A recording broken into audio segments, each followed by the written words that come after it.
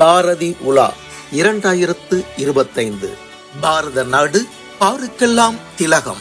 வழங்குவோர் techno products, தபம்ஸ் group of companies, auditor NRK, Savitri foundation, Manivasagar Pathippagam, Chennai Sai Sankara group of matrimonials, Bharathi Priya trust மற்றும் விசு கல்வி அறக்கட்டளை.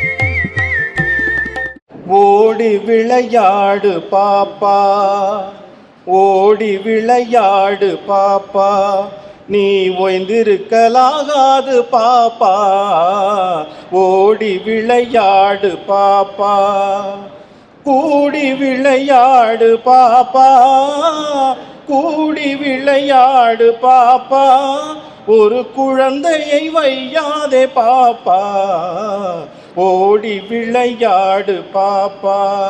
சாதிகள் இல்லையடி பாப்பா, நீதி உயர்ந்த மதி கல்வி, நீதி உயர்ந்த மதி கல்வி, அன்பு நிறைய உடையவர்கள் மேலோர் பாப்பா, ஓடி விளையாடு பாப்பா, நீ ஓய்ந்திருக்கலாகாது பாப்பா, ஓடி விளையாடு பாப்பா.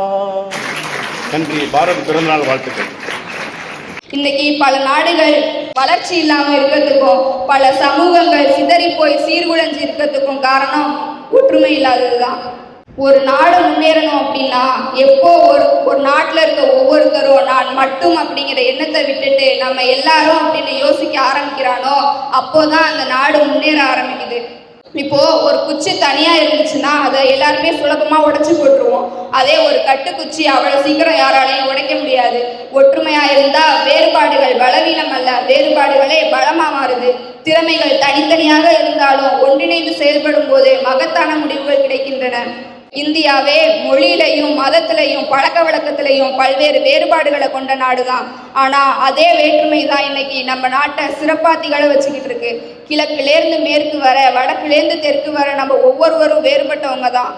ஆனா நமக்குள்ள இருக்கிற ஒன்றிணைவு மனப்பாங்கு தான் இன்னைக்கு நம்மள உலக அரங்கில சிறப்பான ஒரு நாடா திகழ வச்சுக்கிட்டு இருக்கு. இந்த ஒற்றுமை தான் இந்தியாவை ஒரு ஜனநாயக நாடா மாத்திருக்கு. அதே ஒற்றுமை தான் விண்வெளியில சாதனை படைக்கிற இஸ்ரோவை உருவாக்கி இருக்கு.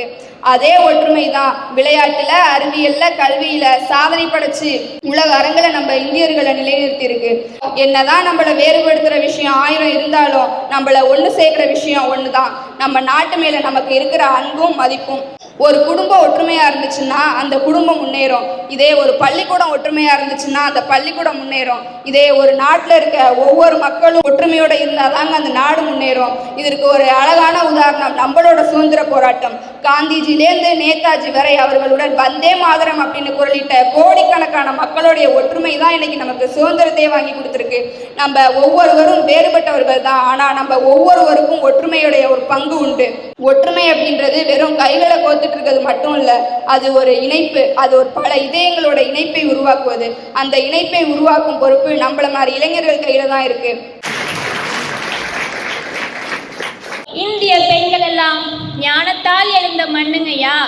இந்திரா காந்தி உலகை இரும்பு கையால் வழிநடத்திய அரசியல் ஞானம், மதர் தெரசா உலகை அன்பால் வழிநடத்திய அரசியல் ஞானம், கல்பனா சாவ்லா எல்லை எதுவும் இல்லை என்று விண்வெளியே தொட்ட அறிவியல் ஞானம், நிர்மலா சீதாராமன் பொருளாதாரத்தை கையாண்ட நிர்வாக ஞானம், இவர்கள் எல்லாம் ஒவ்வொரு செய்தி சொல்கிறார்கள், நம்மை யாரும் தடுத்து நிறுத்த முடியாது என்று. பெண்ணின் ஞானம் மௌனத்தில் மறைந்த சக்தி. பெண்ணின் ஞானம் எப்போதும் சத்தமாக இருப்பதில்லை, அது பெரும்பாலும் அவள் அமைதியிலேயே அமைந்திருக்கிறது. அவள் அழும்போது கூட மற்றவருக்காக ஆறுதல் கூறும் ஞானம், தன்னை உழைத்தாலும் குடும்பத்தை சேர்க்கும் ஞானம், வசதி இல்லாவிட்டாலும் வாய்ப்பை உருவாக்கும் ஞானம். இதுதான் பெண்ணின் உண்மையான ஞானம் ஐயா. இந்த ஞானம்தான் ஒரு வீட்டை வீடாகிறது, ஒரு குழந்தையை மனிதனாகிறது, ஒரு சமூகத்தை நாகரிகமாகிறது, ஒரு நாட்டை முன்னேற்றுகிறது. ஏன் சொல்கிறோம் பெண்ணுக்கு ஞானத்தை வைத்தான் என்று? பெண்ணின் மனம் விவேகம், பெண்ணின் பார்வை முன்னேற்றம், பெண்ணின் இதயம் மனிதநேயம், பெண்ணின் முடிவு நியாயம். எவ்வளவு மாறினாலும் ஒரு விஷயம் மட்டும் மாறாதுங்கய்யா, பெண்கள் எல்லாம் அறிவை கேட்க பிறந்தவர்கள் அல்ல, அறிவை உருவாக்குபவர்கள். முடிவாக மாதா என்ற பெயரில் அறிவை விதைப்பவள் பெண், மகள் என்ற பெயரில் வீட்டிற்கு மகிழ்ச்சி சேர்ப்பவள் பெண், மனைவி என்ற பெயரில் குடும்பத்தை முன்னேற்றும் சக்தியவள், முன்னணி தலைவி என்ற பெயரில் சமுதாயத்தை வழிநடத்தும் திறமை அவளுக்கு மட்டும்தான் உண்டு. பெண்ணிடம் ஞானத்தை வைத்தான் என்பதல்ல, பெண்ணின் ஞானம் உலகத்தையே வைத்துக் கொண்டிருக்கிறது. நன்றி, வணக்கம். இன்று உலகத்தில் காணும் பல பிரச்சனைகள், கோபம், வன்முறை, வெறுப்பு, இவை அனைத்திற்கும் மருந்து என்ன? ஒரே ஒரு சொல், அன்பு. ஒரே ஒரு சொல், அன்பு. அன்பு தன்னிடம் உள்ளதை பகிரும். அன்பு கை கொடுத்து எழுப்பும். அன்பு மனிதரை மனிதராக ஆக்கும்.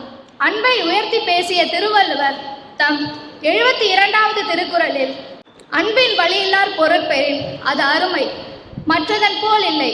அதாவது அன்புடன் கிடைக்கக்கூடிய ஒரு சிறிய உதவியும் அன்பில்லாமல் கிடைக்கும் பெரிய பொருளையும் விட உயர்ந்தது. அன்புனால் ஜெயித்தவர்கள் இங்கு ஏராளம். மகாத்மா காந்தி, அன்னை Teresa, Nelson Mandela, doctor APJ Abdul Kalam. Mahatma Gandhi அன்பும் அஹிம்சையும் மட்டுமே ஆயுதமாக கொண்டு ஒரு பேரரசை தாழ்த்தினார்.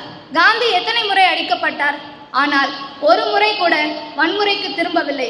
ஏனெனில் அவர் நம்பிக்கை இதுதான், அன்பு வெறுப்பை வெல்லும் ஒரே ஆயுதம் அன்பு. நெல்சன் மண்டேலா அவர்கள் 27 ஆண்டுகள் சிறையில் வைக்கப்பட்டார்.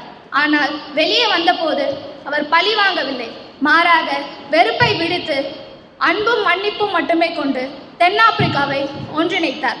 அந்த அன்பே அவரை உலகின் மிகப்பெரிய தலைவராக மாற்றியது. பாரதியை படிக்காமல் அப்படி வந்துவிட முடியாது. நீங்கள் பாரதியின் புத்தகத்தை தொடாமல் வந்திருக்க முடியாது. நீங்கள் படித்திருக்க, உங்களுக்கு தெரியும், நான் பாரதியின் புத்தகத்தை படித்ததே இல்லை, பாரதியின் முண்டாசை மட்டும்தான் பார்த்திருக்கிறேன் என்று கூட சொல்லலாம். ஆனால் உங்கள் எண்ணங்களில், செயல்களில், சிந்தனைகளில், உங்களுடைய புரட்சிகளில், போராட்டங்களில் எல்லாவற்றிலுமே பாரதி இருந்து கொண்டு தான் இருக்கிறார். பெண் பெண்ணாக வாழ்வதுதான் புரட்சி. வீரம் என்பது கோபப்படுவதில் அல்ல, பொறுமையில் இருக்கிறது வீரம் என்பதனை பாரதி சொல்லிக் கொடுக்கிறார். பாதகம் செய்பவரை கண்டால் நீ பயங்கொள்ளலாகாது பாப்பா, மோதி மிதித்து விடு பாப்பா, அவர் முகத்தில் உமிழ்ந்து விடு பாப்பா. ஒரு எழுத்தை சிறை வைக்க முடியுமா என்றால் பாரதியின் எழுத்து சிறை வைத்தது. ஆடுவோமே பல்லு பாடுவோமே ஆனந்த சுதந்திரம் அடைந்து விட்டோம் என்று அப்படின்னு பாடினவர் சொல்றாரு. எங்கும் சுதந்திரம் என்பதே பேச்சு, எல்லோரும் சமம் என்பது உறுதியாச்சு, சங்கு கொண்டே வெற்றி முழங்குவோமே அப்படின்னு பாடுறாரு. எல்லோரும் சமம் என்பது உறுதியாச்சு அப்படின்னு பாடும்போது ஆங்கிலேயனுக்கு கோபம் வந்து சிறை வைக்கப்படுகிறார். இப்படி எழுத்து சிறை வைத்த சமூகத்தில் பிறந்த நம் தமிழர்கள் இன்று எதற்கோ போஸ்டர்களை ஒட்டி கொண்டு நாம் உயிரை மாய்த்து கொண்டிருக்கின்றோம்.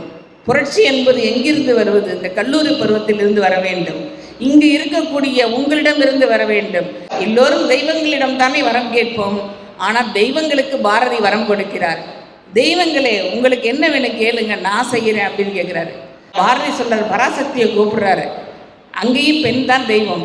பராசக்திகிட்ட சொல்றாரு, பராசக்தி வா அப்படின்னு கூப்பிடுறாரு. வந்துட்டேன் பாரதி, என்ன வேணும் அப்படின்னு கேட்குறாரு. காணி நிலம் வேண்டும். பராசக்தி காணி நிலம் வேண்டும். சரி தர்றேன், எடுத்துக்கோ. காணி நிலத்தினிலே ஒரு மாளிகை கட்டி தர வேண்டும். தூணில் அழகியதால் அங்கு தூய நிறத்தினதாய் ஓர் மாளிகை கட்டி தர வேண்டும். அதுவும் தூண் அழகாக இருக்கணும், வெள்ளையாக இருக்கணும், எல்லாம் பண்ணணும். சரிடா வச்சுக்க அப்படின்னு சொல்கிறாரு. அங்கே தென்னை மரம் கீற்றும் இளநீரும் 10-12 தென்னை மரம் வேணுங்கிறாரு. சரி வச்சுக்கோ, பரவாயில்ல, தென்னை மரம். அப்படி முற்றத்திலே நிலா ஒளி வேணும். அது மட்டும் கேட்கல, நிலா ஒளி வேணும். அப்படியே மின்னல், எனக்கு இயற்கையான ஒளி தான் வேணுமே ஒளிய, செயற்கை ஒளி வேணாம். சரி வச்சுக்கோ. பராசக்தி சொல்லுது. பாரதிக்கும் பராசக்திக்கும் நடக்கின்ற உரையாடல். கத்தும் குயிலோசை சற்றே வந்து காதில் விழ வேண்டும். அங்கே குயிலாக இருந்தால் கூட குயின்னு கத்தக்கூடாது. எனக்கு மெல்லிசையாக இருக்கணும் அந்த ராகம்.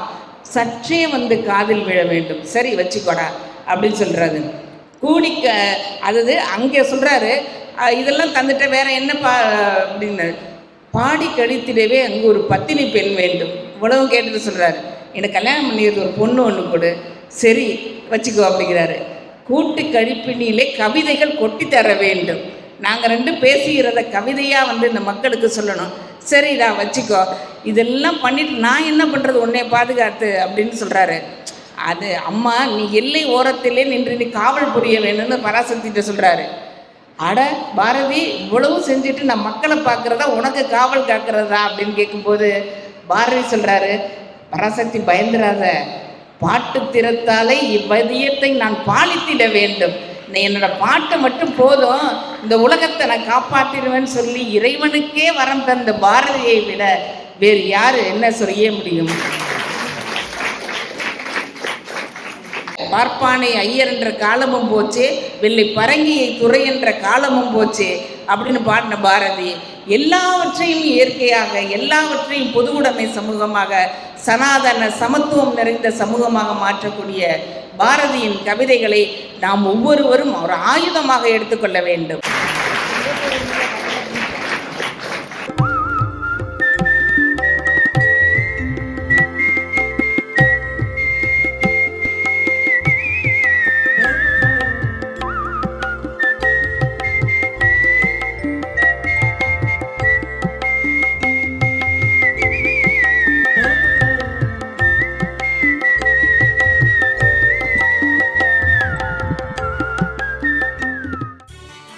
பாரதி உலா 2025 பாரத நாடு பாருக்கெல்லாம் திலகம். வழங்கியோர் டெக்னோ ப்ராடக்ட்ஸ், தபம்ஸ் group of companies, auditor NRK, Savitri foundation, Manivasagar Pathippagam, Chennai Sai Sankara group of matrimonials, Bharathi Priya trust மற்றும் விசு கல்வி அறக்கட்டளை.